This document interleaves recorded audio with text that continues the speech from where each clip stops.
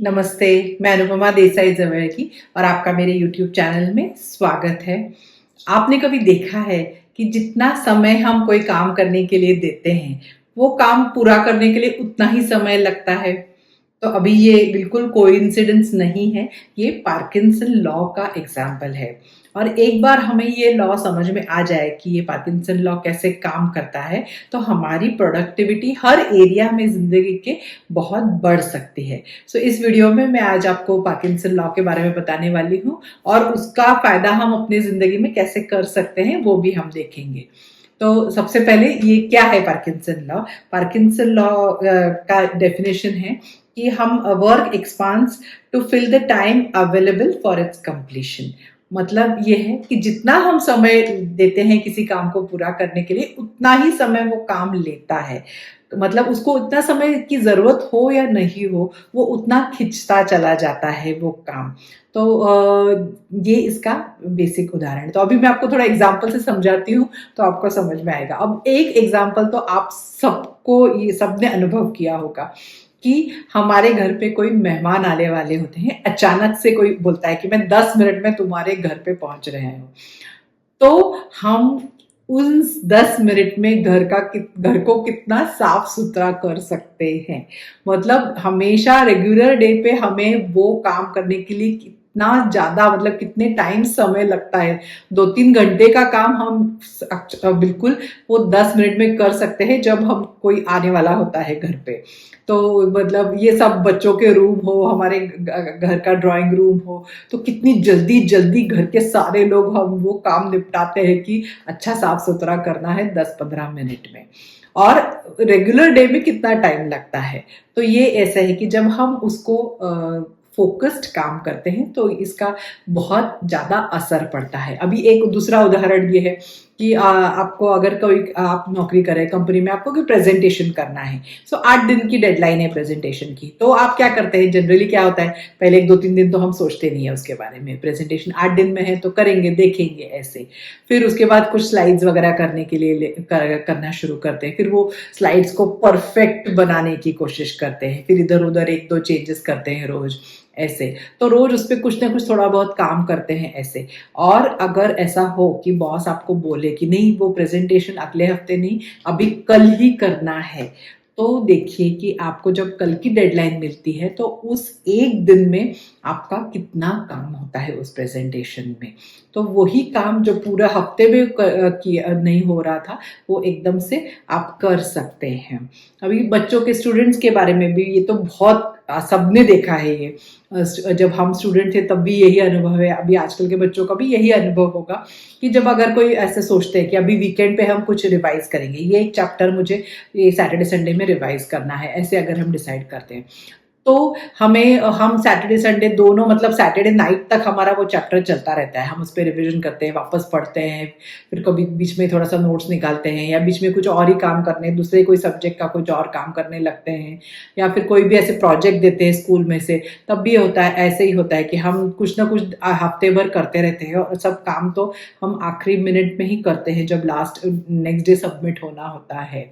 तो ये मतलब क्या होता है कि जितना हम समय देते हैं कि 8 दिन में दिया तो 8 दिन लगेंगे वो करने को। अगर हमें वही काम, अगर हम डिसाइड करें कि मुझे सिर्फ 90 मिनट्स में मुझे ये चैप्टर करना है, तो देखिए कि कितनी जल्दी आपका वो चैप्टर खत्म होता है। ये सबका अनुभव है कि क्योंकि हमारा पूरा ध्यान फिर वो उसी चीज में रहता है, हमारा डिस्ट्रैक्शन कम हो जाते हैं जब हम छोटी डेडलाइन देते हैं उसको। तो जो 2 दिन सैटरडे संडे में जो चैप्टर में हम नहीं पढ़ सकते हैं, या जिसको हम नहीं ग्रास्प कर सकते, वो हमारा 90 मिनट्स में हो भी जाता है। तो ये डिफरेंस है कि पार्किंसन लॉ, जितना आप समय देंगे उतना उसको समय लगने वाला है।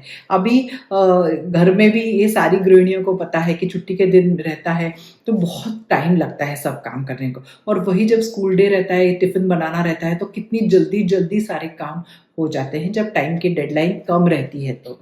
तो ये सारे एक्सपीरियंसेस हम सबने जिंदगी में लिए हुए हैं। तो इसका हम फायदा कैसे कर सकते हैं ये इस लॉ का? तो इसमें क्या है कि हमें अगर ज्यादा समय भी मिला हो कोई चीज करने के लिए, लेकिन हम अलग से उसकी अपनी डेडलाइन बनाएं। मतलब अगर हमें वीक दिया है, 1 वीक दिया है कुछ करने के लिए प्रेजेंट, तो हम ऐसे करेंगे कि नहीं मुझे 1 दिन में ये काम करना है। तो बहुत फ़ोकस्ड एफर्ट हो जाता है और बहुत जल्दी से अच्छी तरह से काम हो जाता है वो काम। और उसके लिए फिर क्या करना है, कभी-कभी बड़े कुछ प्रोजेक्ट हो तो उसको हम छोटी-छोटी अपनी अलग डेडलाइन्स कर सकते हैं। तो ऐसे क्या होता है कि अगर प्रेजेंटेशन अगले हफ्ते करना है, पढ़ाई एग्जाम अगले हफ्ते है, लेकिन हम अगर सोचे कि मुझे 1 दिन में करना है, मुझे 2 दिन में करना है, मतलब वो जो फाइनल डेडलाइन से काफ़ी कम समय अगर हम खुद को दें उसके लिए, तो ज़्यादा अच्छे से काम होता है, ज़्यादा फोकस्ड, डिस्ट्रैक्शन कम हो जाते हैं, हमारा पूरा ध्यान एक ही चीज़ में लगने की वजह से काम भी जल्दी होता है। और 2-3 चीज़ें हम साइमल्टेनियसली करते हैं तो ध्यान हमारा बढ़ता है। तो इससे अगर वो ही एक काम में लगे तो बहुत कम समय लगता है। तो हम अगर कम समय देंगे खुद को वो पूरा करने के लिए तो क्वालिटी उतनी ही अच्छी होती है, लेकिन समय कम लगता है। ये एक अनुभव लेने का ये है।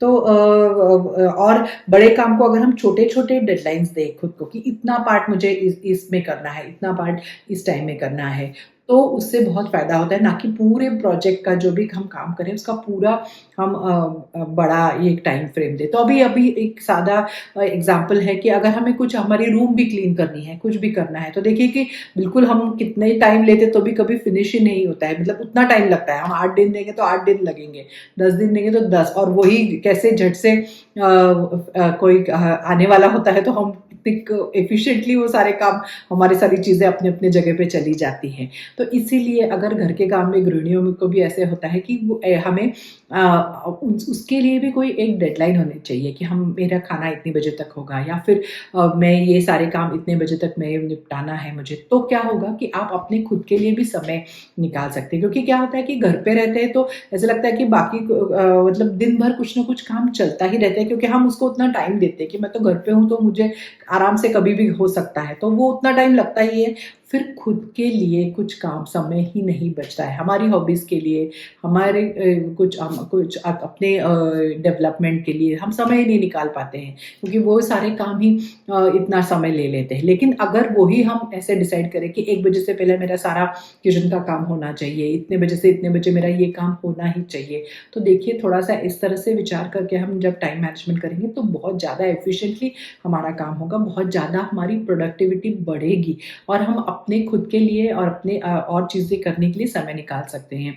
बच्चों स्कूल मतलब पढ़ाई के लिए भी वही है, ज़्यादा इंटेंसिटी से पढ़ने की बजाय मतलब इंटेंसिटी से पढ़ना ज़्यादा अच्छा है, ये ना कि बहुत डिस्ट्रैक्ट होके, मतलब बीच में कोई एक चैप्टर का एक पैराग्राफ पढ़ लिया, कुछ और ही फ़ोन पे खेल लिया या कुछ और कर लिया। तो इस तरह से अगर हम खुद को ज़्यादा समय देंगे चीज़ के लिए तो फ़ायदा नहीं होता है। तो इसलिए प्रोडक्टिविटी के हिसाब से अपने को खुद को छोटी-छोटी डेडलाइन्स देके वो पार्किंसन लॉ का इस तरह से अगर हम फ़ायदा लेंगे तो बहुत अच्छा होगा। करियर में हो, स्टडीज़ में हो, घर के कामों में हो, किसी भी चीज़ के लिए इसका उपयोग कर सकते हैं। तो हमें वो वर्क हार्ड नहीं करना है, वर्क स्मार्ट करने की बात है ये। तो इसलिए ये लॉ का बहुत फ़ायदा होता है। तो देखिए आपको पसंद आया तो लाइक कीजिए, जिनको फ़ायदा हो उनके साथ ज़रूर शेयर कीजिए। चैनल को सब्सक्राइब कीजिए और ऐसे ही अगले वीडियो में एक नए विषय के साथ मिलूँगी। Thank you. नमस्ते।